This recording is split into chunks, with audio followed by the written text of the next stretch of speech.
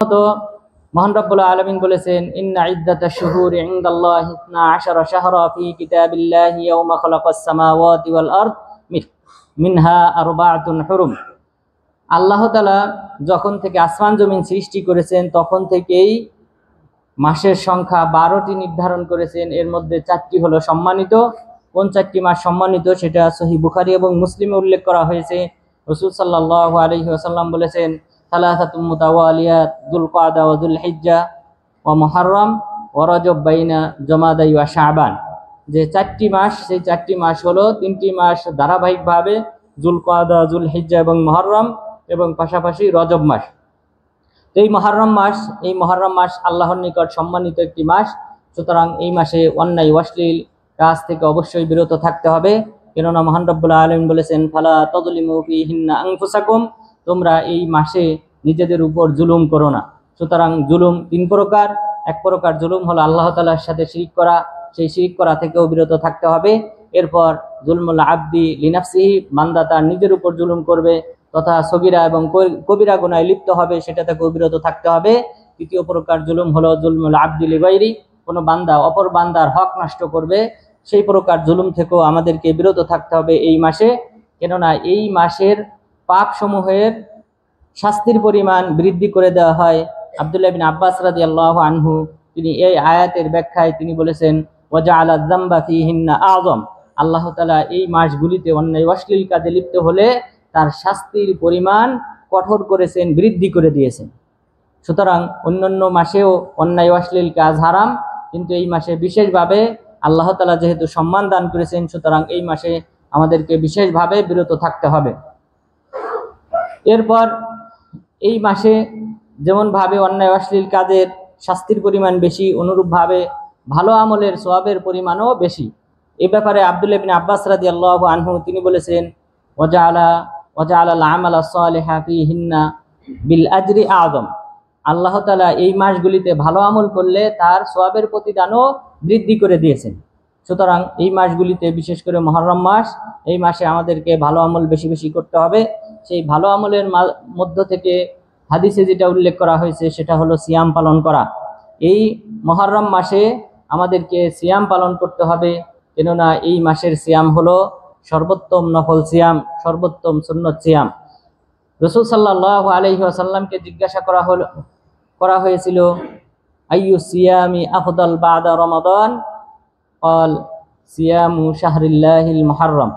রাসূল সাল্লাল্লাহু আলাইহি ওয়াসাল্লামকে যখন প্রশ্ন করা হলো রমজান মাসের পরে কোন মাসের সিয়াম সর্বোত্তম, তখন তিনি বললেন, আল্লাহ তাআলার মাস মুহররম মাসের সিয়াম। তাহলে এই মুহররম মাসে সিয়াম পালন করলে সেটা হলো সর্বোত্তম সিয়াম। সুতরাং এই পুরা মাস নফল সিয়াম যে কোনো সময় আপনারা রাখতে পারবেন, এবং অন্যান্য মাসের চেয়ে বেশি সওয়াব দান করা হবে এই নফল সিয়ামের কারণে।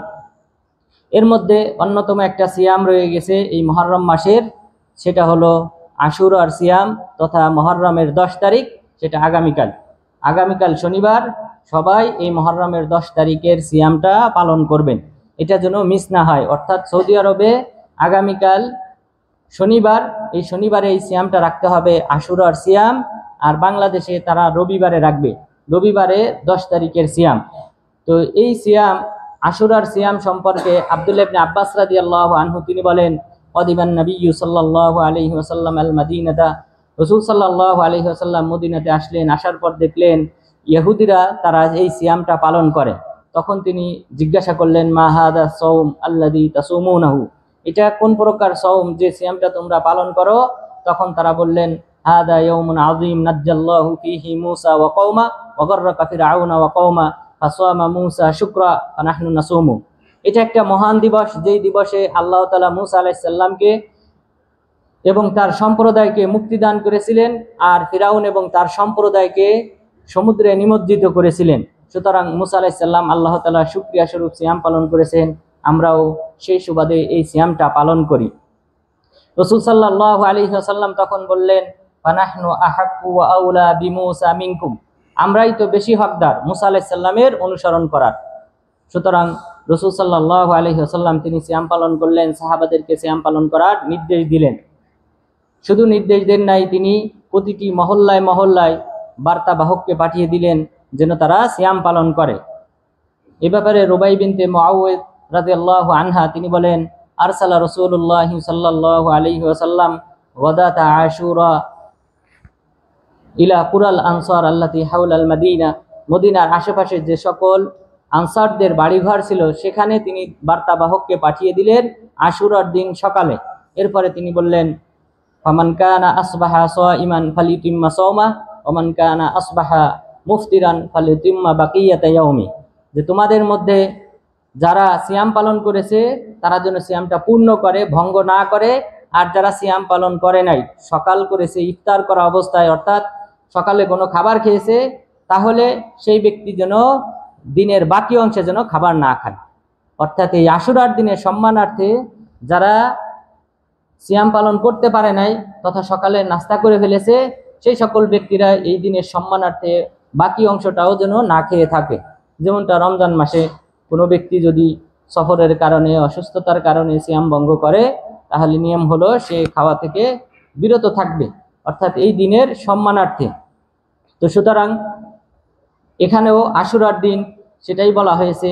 এরপর রুবাই বিনতে মুআউযিজ রাদিয়াল্লাহু আনহা তিনি বলেন, ফাকুন্না নাসুমুহু ওয়া নুসাম্মিমু সিবিয়ানানা, যে পরবর্তীতে রাসূল সাল্লাল্লাহু আলাইহি ওয়াসাল্লাম মারা যাওয়ার পর আমরা নিজেরা সিয়াম পালন করতাম, আমাদের ছোট সন্তানদেরকেও সিয়াম পালন করাইতাম। ছোট বাচ্চা যারা সিয়াম পালন করার যোগ্য না, সে তাদেরকেও আমরা সিয়াম পালন করাইতাম, এই আশুরার দিন সিয়াম রাখাইতাম। এরপর যখন তারা কান্নাকাটি করত তখন আমরা তাদেরকে কিছু খেলনা দিতাম, এই খেলনার মাধ্যমে তাদেরকে মাগরিব পর্যন্ত নিয়ে যেতাম।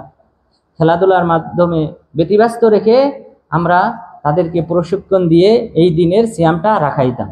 তাহলে আমরা নিজেরাও সিয়াম পালন করব, আমাদের ফ্যামিলিদেরকে সিয়াম পালন করতে বলবো, এবং আমাদের সন্তানরা যারা 8, 10 অথবা 7-এর উপরে বয়সী তাদেরকেও আমরা প্রশিক্ষণ দেব, তারাও যেন এই সিয়ামে অভ্যস্ত হয়।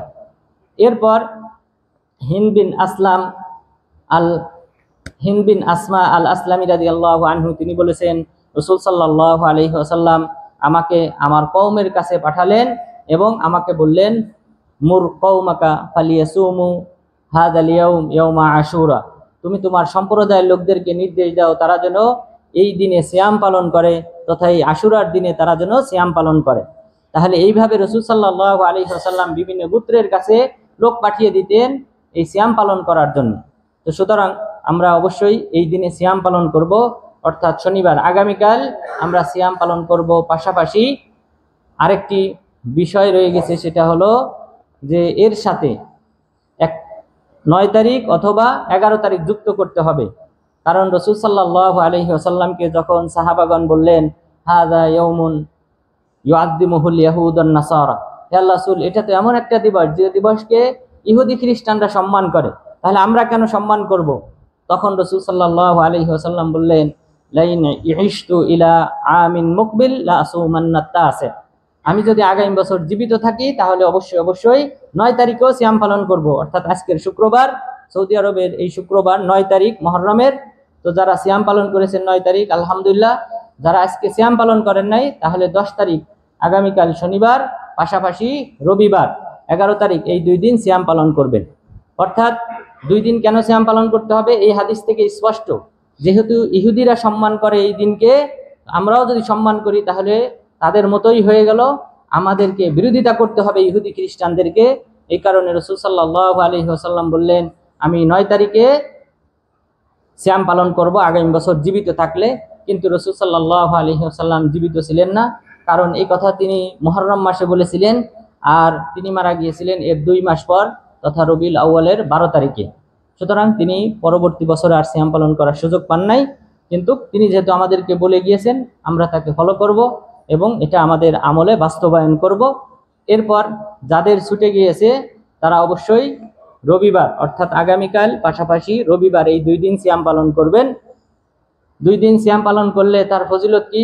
রাসূল সাল্লাল্লাহু আলাইহি ওয়াসাল্লাম বলেছেন, সিয়ামু ইয়াউমি আশুরা আহতাসিবু আলাল্লাহি আইয়ুকাফিরা সানাতাল্লাতী ক্বাবলা, যে আশুরার দিন সিয়াম পালন করলে আমি আশা করি আল্লাহ তাআলা পিছনের 1 বছরের পাপ ক্ষমা করে দিবেন। তাহলে পিছনের 1 বছরের পাপ, আরাফার সিয়াম পালন করলে 2 বছর, পিছনের 1 বছর এবং সামনের ভবিষ্যতের 1 বছর, মোট 2 বছরের পাপ ক্ষমা করা হয়। আর আশুরার দিন সিয়াম পালন করলে পিছনের 1 বছর তথা বিগত 1 বছরের তথা 2024 সালের পাপ ক্ষমা করা হয়। তো সুতরাং আপনারা এই 2টা সিয়াম অবশ্যই পালন করবেন। এখন আমরা আরেকটি পয়েন্ট নিয়ে যেটা আলোচনা করব সেটা হলো 10ই মুহররমকে কেন্দ্র করে শিয়ারা যেটা করে এটা সম্পূর্ণ শরীয়ত বিরোধী। অর্থাৎ ঘটনাক্রমে হুসাইন রাদিয়াল্লাহু আনহু তিনি জুলুমের শিকার হন, তিনি শাহাদত বরণ করেন 61 হিজরির এই 10ই মুহররমে। তো এটা কিন্তু আমাদের এই সিয়াম পালনের সাথে কোনো সম্পর্ক না, কারণ সিয়াম পালনের সম্পর্ক মুসা আলাইহিস সালামের সাথে।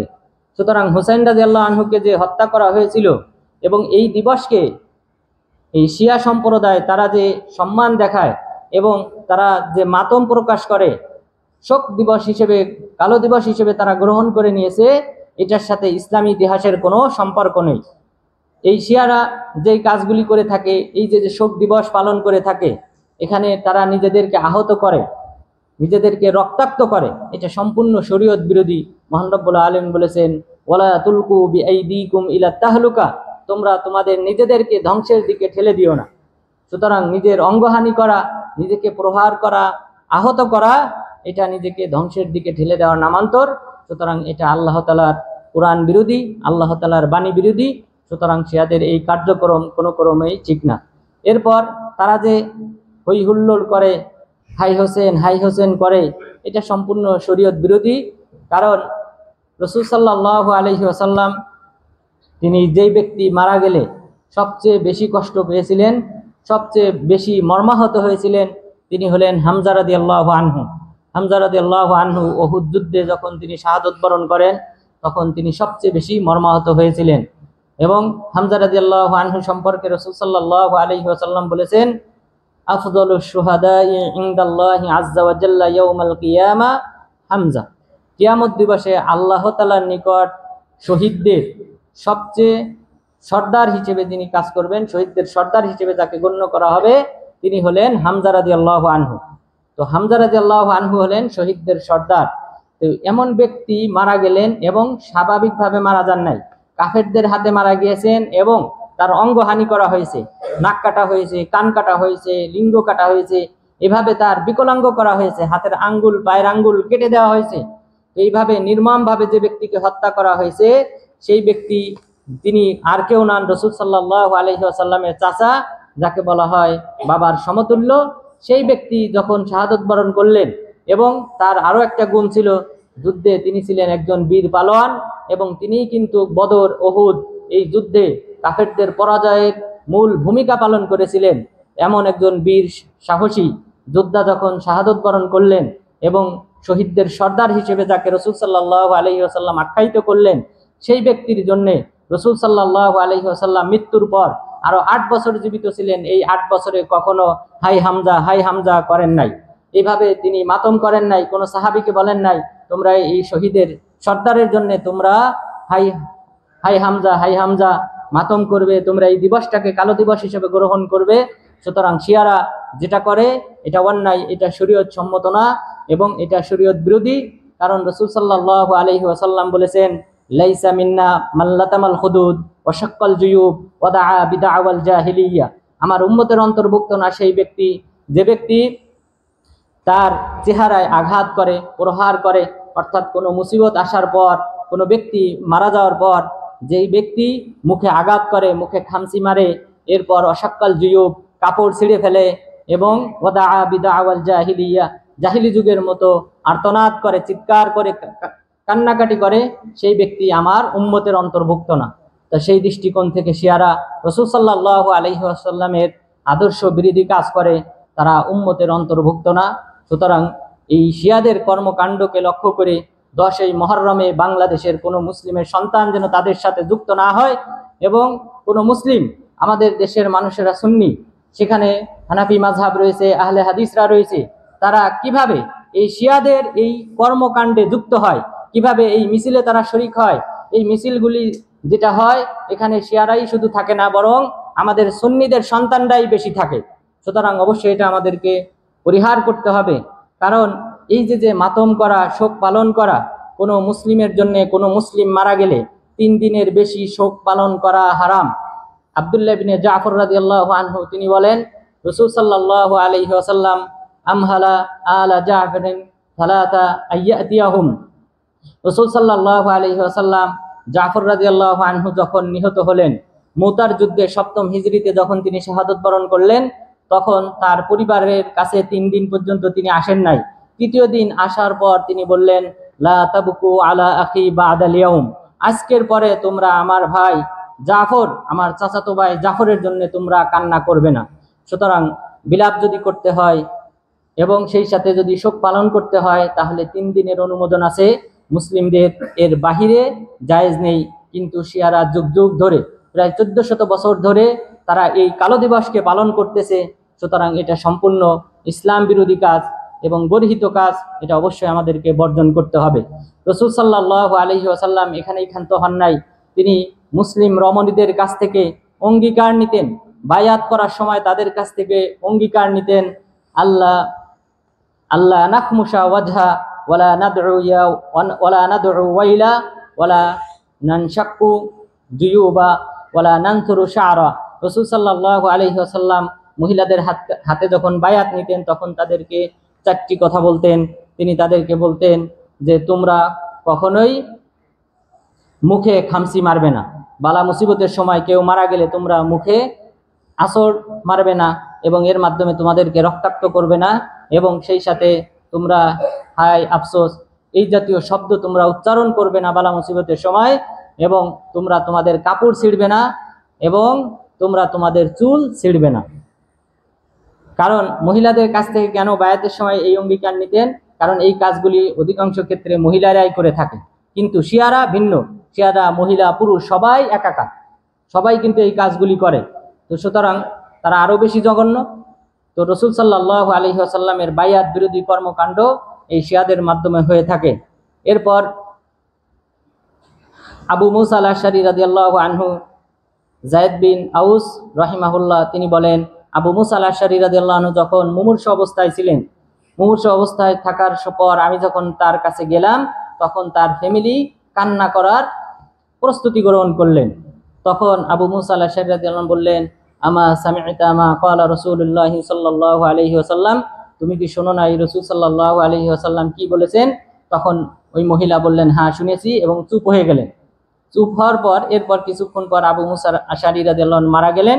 মারা যাওয়ার পর এই ব্যক্তি, এই রাবি বর্ণনাকারী তিনি বলেন, আমি তার ফ্যামিলিকে জিজ্ঞাসা করলাম ওই হাদিসটা কি, যে হাদিসটা আবু মুসা আল-আশআরী রাদিয়াল্লাহু আনহু আপনাকে স্মরণ করিয়ে দিয়েছেন।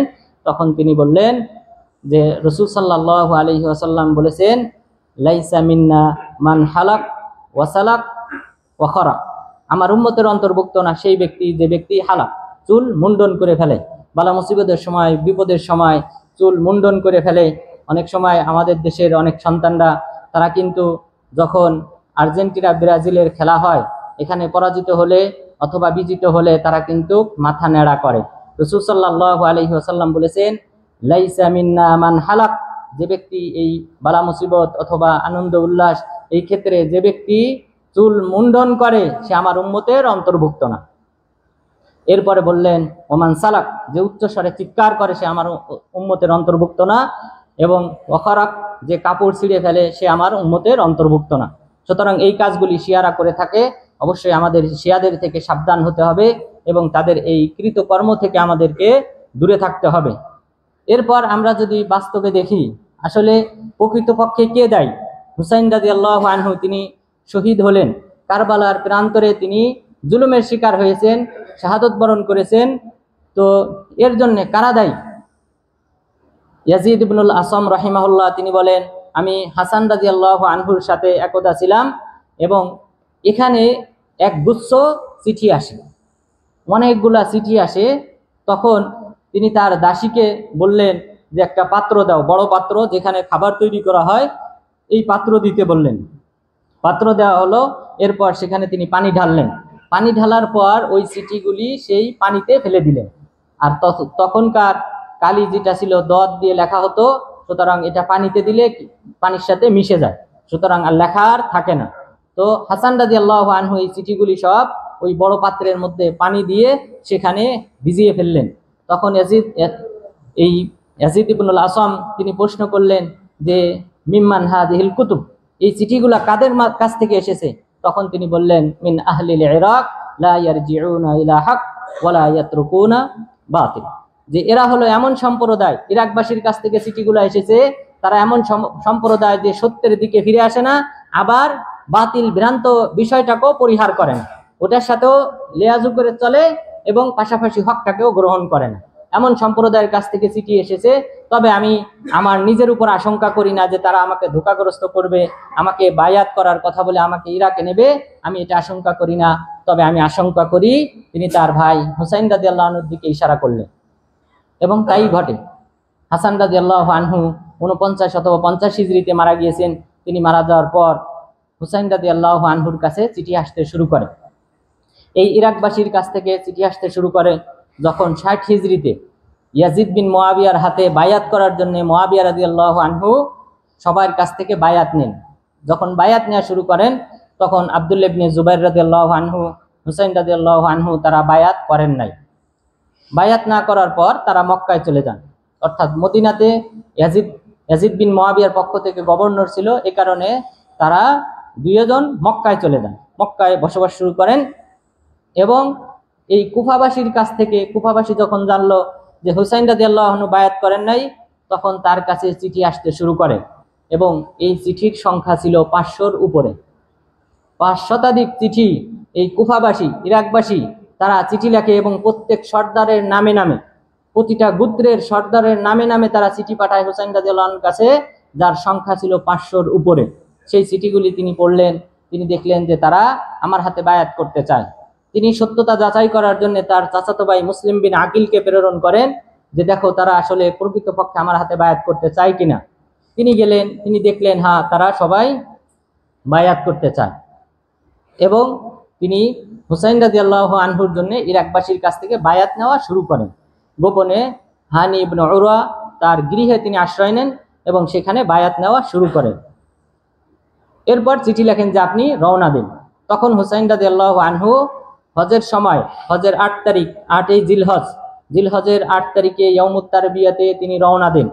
রওনা দেওয়ার সময় বড় বড় সাহাবা যারা, অর্থাৎ আলেম সাহাবী যারা ছিলেন, আব্দুল্লাহ ইবনে আব্বাস রাদিয়াল্লাহু আনহু, আব্দুল্লাহ ইবনে উমর, আব্দুল্লাহ ইবনে জুবাইর রাদিয়াল্লাহু আনহু এবং কবি ফারাজদাক, এদের সাথে তিনি পরামর্শ করেন। আব্দুল্লাহ ইবনে আব্বাস রাদিয়াল্লাহু আনহু নিষেধ করেন। আব্দুল্লাহ ইবনে উমর রাদিয়াল্লাহু আনহুর কাছে যখন তিনি বলেন যে আমি বিদায় নিতে এসেছি, আমি ইরাকে যাব, তখন তিনি বললেন লা তাফআল, তুমি ইরাকে যাবে না, কারণ আমি রাসূল সাল্লাল্লাহু আলাইহি ওয়াসাল্লামকে বলতে শুনেছি খুয়্য়িরতু বাইনা আন আকুনা নাবিয়্যান মালিকা ওয়া বাইনা আন আকুনা নাবিয়্যান আবদা, যে আল্লাহ তাআলা আমাকে ইখতিয়ার দিয়েছেন আমি কি নবী এবং পাশাপাশি বাদশা হব, নাকি নবী হব, আল্লাহর গোলাম হব, আল্লাহর বান্দা হব। জিবরিল আলাইহিস সালাম তখন তাকে ইশারা দিয়ে বললেন তাওয়াদা, আপনি বিনয়ী হন। তখন তিনি চয়ন করেছিলেন যে নবী এবং আল্লাহর গোলাম, এটাকে তিনি চয়ন করেছিলেন। আপনি তার একটা অংশ, সুতরাং আপনিও সেটাকে চয়ন করেন। আপনি বাদশা হওয়ার, খলিফা হওয়ার আশঙ্কা করেন না, কারণ আপনি তার একটা অংশ, টুকরা। তখন আব্দুল্লাহ ইবনে উমর রাদিয়াল্লাহু আনহুকে তিনি পিড়াপিড়ি করে চলে গেলেন। চলে যাওয়ার সময় আব্দুল্লাহ ইবনে উমর রাদিয়াল্লাহু আনহু তিনি বললেন আস্তাউদিউল্লাহ মিন মাকতুল, আমি তোমাকে বিদায় জানাই নিহত হওয়ার দুঃসংবাদ দিয়ে। কারণ আব্দুল্লাহ ইবনে উমর রাদিয়াল্লাহু আনহু তিনি আলেম সাহাবী ছিলেন, তার হাদিসগুলা জানা ছিল। রাসূল সাল্লাল্লাহু আলাইহি ওয়াসাল্লাম তিনি একদা বললেন যে আতানি জিবরিল আলাইহিস সালাম আমার কাছে আসলেন, ওয়া আখবারানি আন্না হাদা ইবনি তাকতুলুহু উম্মতি, যে আমার এই সন্তানকে হুসাইন রাদিয়াল্লাহু আনহুকে আমার উম্মত হত্যা করবে। এরপর তিনি লাল মাটি বের করলেন, অর্থাৎ যে অঞ্চলে তিনি নিহত হবেন কারবালার প্রান্তরের সেই লাল মাটি তাকে দেখালেন, জিবরিল আলাইহিস সালাম দেখালেন।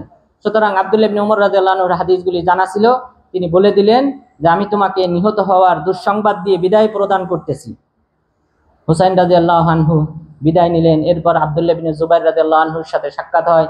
আব্দুল্লাহ ইবনে জুবাইর রাদিয়াল্লাহু আনহু নিষেধ করলেন যে তুমি তাযহাব ইলা কওমিন কতালু আবাক ওয়া খাযালু আখাক, যে তুমি কি সেই কওমের কাছে যেতে চাও যারা তোমার বাবাকে হত্যা করেছে। আব্দুর রহমান ইবনে মুলজিম সে তো মুরাদ বংশের, সেই ইরাকের বংশ, সে তো ওই অঞ্চলের লোক, সে তোমার বাবাকে হত্যা করেছে। আর তোমার ভাই হাসান রাদিয়াল্লাহু আনহুকে তারা বর্ষা দিয়ে তার উরুতে আঘাত করে গ্রেপ্তার করে মুআবিয়া রাদিয়াল্লাহু আনহুর কাছে হস্তান্তর করতে চেয়েছিল, কিন্তু তার আশেপাশের সৈন্যরা যখন বুঝতে পারেন তখন এসে এটা প্রোটেক্ট করেন। তো আপনার ভাইকে যারা অসম্মানিত করেছে, বাবাকে হত্যা করেছে, সেই সম্প্রদায়ের কাছে আপনি যাবেন, তাকে নিষেধ করলেন, কিন্তু তিনি নিষেধ মানেন নাই। কবি ফারাজদাক তিনি তার সাথে পরামর্শ করলেন। কবি ফারাজদাক বললেন, কুলুবুহুম মাক ওয়া আসিয়াফুহুম আলাই, যে তাদের অন্তর রয়েছে আপনার সাথে, কিন্তু তাদের তলোয়ার আপনার বিরুদ্ধে কাজ করবে। এবং তাই ঘটে। কারবালার প্রান্তরে যখন তিনি পৌঁছানোর পর তিনি ওমর বিন সাদ তার নেতৃত্বে 4000 সৈন্য তাকে ঘেরাও করে, চতুর্দিক থেকে ঘেরাও করার পর তিনি 3টা প্রস্তাব দেন, আমাকে মদিনায় ফিরে যেতে দেওয়া হোক, অথবা ইয়াজিদ বিন মুআবিয়ার কাছে নিয়ে যাওয়া হোক, অথবা আমাকে কোনো একটা যুদ্ধ ফাঁড়িতে যেতে দেওয়া হোক, সেখানে থেকে আমি যুদ্ধ করব। 3টার কোনোটাই গ্রহণ করা হয় নাই, প্রত্যাখ্যান করা হয়। তো এই 4000 সৈন্য নিয়ে ওমর বিন সাদ বিন আবি ওয়াক্কাস তিনি যে তাদেরকে ঘেরাও করেছিলেন, এই সৈন্য বাহিনীর মাঝে ওই সকল লোকেরাই ছিল যারা হুসাইন রাদিয়াল্লাহু আনহুর কাছে চিঠি লিখেছিল। ওই যে কবিলার গোত্রের সর্দাররা চিঠি লিখেছিল, সেই সকল ব্যক্তিরা এই সৈন্যবাহিনীতে ছিল। হুসাইন রাদিয়াল্লাহু আনহু এদেরকে দেখে দেখে বললেন, তুমি না আমাকে চিঠি লিখেছিলে, তুমি তো আমাকে আমার হাতে বায়াত করার কথা বলেছিলে, এখন কেন তুমি এই ওবাইদুল্লাহ বিন জিয়াদের সৈন্যবাহিনীতে? তো সুতরাং এরা ছিল গাদ্দার, এই শিয়া সম্প্রদায় গাদ্দার সম্প্রদায়। এরা মুসলিমদের সর্বদা অকল্যাণ কামনা করেছে। এই রোম বাহিনী সিরিয়াতে প্রবেশ করেছে, মিশরে প্রবেশ করেছে একমাত্র তাদের সহযোগিতায়। তারা যখন এই শাম এবং মিশর শাসন করত, তাদের সহযোগিতায় এই 2 অঞ্চলে রোমের সৈন্যবাহিনী এখানে প্রবেশ করেছিল। খ্রিস্টানরা বাইতুল মাকদেস দখল করতে পেরেছিল এদের সহযোগিতায়। সুতরাং এরা গাদ্দার জাতি, সুতরাং এদেরকে বিশ্বাস করা যায় না। এবং মুসলিম বিন আকিলের পরিণাম কি হলো? সেখানে মুসলিম বিন আকিলকে তারা ধরিয়ে দেয়। মুসলিম বিন আকিল হানি ইবনে উরওয়ার গৃহে আশ্রয় নিয়েছিলেন। মাকিল নামে এক ব্যক্তি, সে ধরিয়ে দেয় এই মুসলিম বিন আকিলকে। তাকে গ্রেপ্তার করে নিয়ে আসা হয় ওবাইদুল্লাহ বিন জিয়াদের এই প্রাসাদে, এবং সেখানে তাকে হত্যা করা হয়।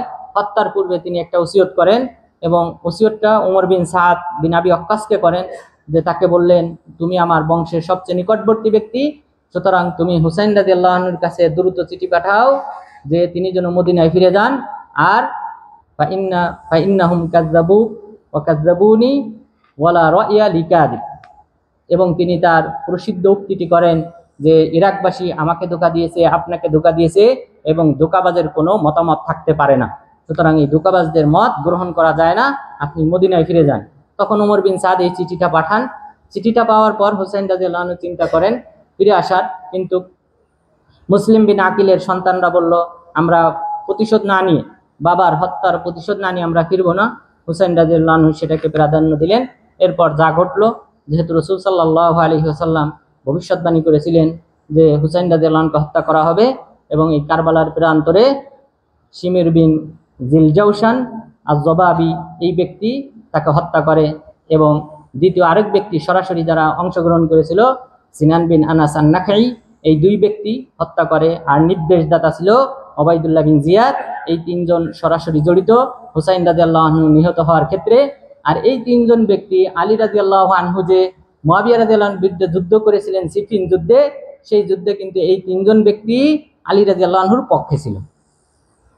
তো গাদ্দার তারা আলী রাদিয়াল্লাহু আনহুর পক্ষেই ছিল, কিন্তু এই সিফিন যুদ্ধে সেই ব্যক্তিরাই কিন্তু কারবালার প্রান্তরে 61 হিজরির এই 10ই মুহররমে হুসাইন রাদিয়াল্লাহু আনহুকে শাহাদাত বরণ করে, তারাই তাকে হত্যা করে। সরাসরি হত্যায় জড়িত থাকে এই 3 জন ব্যক্তি।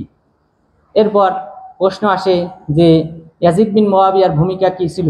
ইয়াজিদ বিন মুআবিয়ার ভূমিকা সম্পর্কে গাজ বিন রবিআ আল জুরাশি রাহিমাহুল্লাহ তিনি বলেছেন, যখন ওবাইদুল্লাহ বিন জিয়াদের পক্ষ থেকে দূত যখন প্রবেশ করে ইয়াজিদ বিন মুআবিয়ার গৃহে, তখন তাকে দুঃসংবাদ জানান যে হুসাইন রাদিয়াল্লাহু আনহুকে হত্যা করা হয়েছে, তখন তিনি বললেন জারাফাত আইনা, তার দুই চক্ষু দিয়ে অশ্রু ঝরে। এরপর তিনি বললেন যে তুমি শুধু বায়াত করলে এটাই আমার জন্য যথেষ্ট ছিল, তোমাকে হত্যা করার কোনো প্রয়োজন ছিল না। এরপরে তিনি বললেন লাআন আল্লাহু ইবনু মিরজানা, ইবনু মিরজানার উপর আল্লাহ তাআলার অভিশাপ। এটা তার উদ্দেশ্য ওবাইদুল্লাহ বিন জিয়াদ, কারণ তার মায়ের নাম ছিল মিরজানা, সুতরাং তিনি সেই দিকে নিসবত করে বললেন তার উপর আল্লাহ তাআলার অভিশাপ। সুতরাং ইয়াজিদ বিন মুআবিয়ার কাছে বার্তাটা পৌঁছায় নাই, অর্থাৎ কারবালার প্রান্তরে ওমর বিন সাদের সাথে যে যখন তর্কাতর্কি হয়, যখন এই তিনটি প্রস্তাবনা দেওয়া হয়, তখন ওমর বিন সাদ বলেছিলেন আপনি এই তিনটা প্রস্তাব ইয়াজিদ বিন মুআবিয়ার কাছে পাঠান, আর আমি ওবাইদুল্লাহ বিন জিয়াদের কাছে আমি বার্তা পাঠাই। তো হুসাইন রাদিয়াল্লাহু আনহু বার্তাটা লেখেন নাই ইয়াজিদ বিন মুআবিয়ার কাছে, কিন্তু ওমর বিন সাদ বিন আবি ওয়াক্কাস তিনি তার বার্তাটা ওবাইদুল্লাহ বিন জিয়াদের কাছে পাঠান। সুতরাং সে যে ফয়সালা দেয় সর্বশেষ সেটাই কিন্তু হয় এবং হুসাইন রাদিয়াল্লাহু আনহুকে হত্যা করা হয়। এরপর শিয়ারা যেটা বলে মুআবিয়া রাদিয়াল্লাহু আনহুকে কাফের বলে, কাফের ইবনু কাফের। শিয়াদের কিতাবে মুআবিয়া রাদিয়াল্লাহু আনহুকে তারা বলেছে কাফের ইবনু কাফের, কাফেরের ছেলে কাফের, অর্থাৎ তার বাবা আবু সুফিয়ান কাফের, মুআবিয়া নিজেও কাফের, নাউযুবিল্লাহ। রাসূল সাল্লাল্লাহু আলাইহি ওয়াসাল্লাম বলেছেন ইদা যুকিরা আসহাবি ফামসিকু, আমার সাহাবাদের কথা যদি আলোচনা হয় চুপ থাকো।